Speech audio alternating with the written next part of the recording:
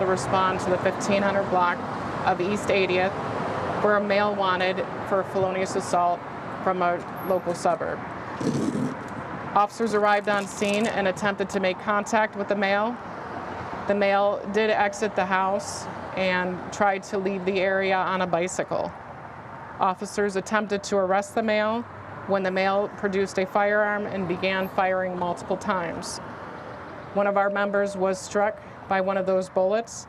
He was transported to the hospital, and he did expire at the hospital from his injuries. Our officer is a 27-year-old male. He has been on the department for the past 4 years, and he's assigned here to the 3rd District. I ask the community keep our law enforcement members, men and women, in their prayers. This is a really tough situation, and it's hitting everyone really hard. Are you giving us the officer's name? Out of respect for his family, I'm not going to give that right now. I want to make sure that they've all received the proper notifications from their family members before we put that public. Can you, without saying his name, can you tell us a little bit more about him? Is he somebody who was just nominated for an award? I don't want to confirm that right now. I know where you're going with it, but just out of respect for them, because I know his family is probably watching, and out of respect for them, I'm just going to leave that for right now. That's where the suspect is there somebody in custody right now? So we have a 24-year-old male in custody. He will be, he's being transported to the county jail, and once he's officially charged, his name will be released. That 24-year-old man that's in custody, was he hurt? We were hearing through EMS that he was transported to the hospital for some sort of stuff. Can you confirm how that played out? Okay, I can confirm the male did not have any injuries. It was just precautionary measures. He was transferred to the hospital, treated, checked and released with no injuries. How did the officer, was he taken by fellow officers to the hospital and not by ambulance? Just it's preliminary right now, so we can get more details for you on that. He had a partner with him? So there were several officers on scene because we did, know the facts ahead of time. We had information that this was potentially a violent felon that was wanted. So we had multiple officers on scene at this incident. How many small cars, 2 cars, 4 cars? I believe there was 8 to 10 officers out there. Are you guys searching for anyone else that may be No. connected to this?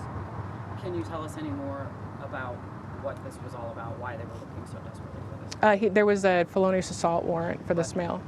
Can you elaborate About any that more on case? that? I don't know if we have all that information available for release right now. No, we don't have that right now. Until he's charged, that information will all become public. I'm looking at a lot of familiar faces here. And all of you are obviously been through some really challenging times. But this is like one of the hardest things. So our men and women are out there every day, and you see that they always don't get the recognition that they deserve.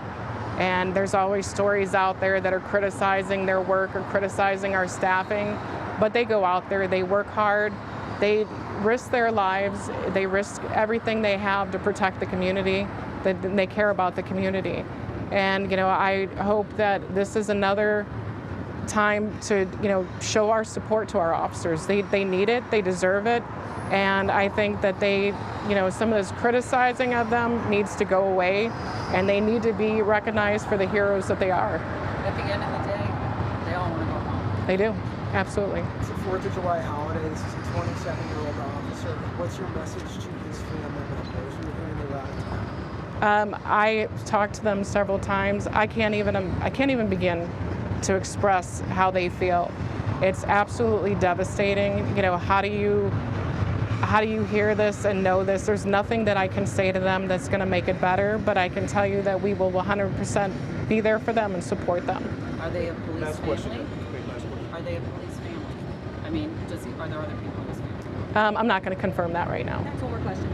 I know you guys, the city's been talking about the summer safety plan, especially you, Mayor. After this, can we expect you guys, ramping up the plan, any additional stuff that we can expect? So as you know, we have ramped up our summer safety plan, and I know we've been putting out those stats, and we've had really positive enforcement efforts that we've seen decreases in a lot of our areas that we've had issues. This isn't a part of the summer safety plan. This is one person, one incident. And it just again goes to show that what our officers do every day when they put on that uniform and respond to calls for service. And we just asked the residents of Cleveland to pray for this. Yep. We just asked the residents of Cleveland to pray for this family, pray for the men and women of our police department, especially as we celebrate this 4th of July holiday and the freedom that we have in this country. That freedom depends on the men and women of our police department, not just in Cleveland, but all across the nation. So Cleveland, let's uplift the men and women of our police department this 4th of July holiday season if we can, okay? Thanks, Thank guys. you. Thank you. Chief, yeah, hang on a second, Chief. Yep. As soon as I get more updates that we are able to release, I'll make sure to get them out to you guys. Any idea how long it's going to be before you let us have a name? I just have to talk to their family. Well, they are wrapping up a press briefing at 3rd District headquarters, Cleveland Police, and also Mayor Justin Bibb saying the police officer who was shot early this morning near East 79th and Wade Park, he has been killed. They were chasing a man who had a felony warrant. They're not releasing the name in respect for the officer's family. Mayor Bibb coming on saying safety is a top priority, and during this 4th of July holiday, emphasizing that everyone be safe, but also that police officers are out here to keep us safe. Giovanni Ligi is there at the press conference. We're going to have more from him in just a few minutes. But again, the police officer shot and killed overnight near East 79th and Wade Park. More details coming. Right now, let's switch gears and talk about the weather for today. Jessica Van Meter standing by. Yeah, a lot of folks with outdoor plans for today. We are going to be warm and humid as we get into the 4th of July here. We are going to see a chance for a few showers and storms to develop, especially with a lot of that humidity in place. Best chance looks to be south of Cleveland and the lakeshore, especially through that latter part of the day. Temperatures top out right around average, just a couple degrees above in the mid 80s. If your plans do happen to get rained out today,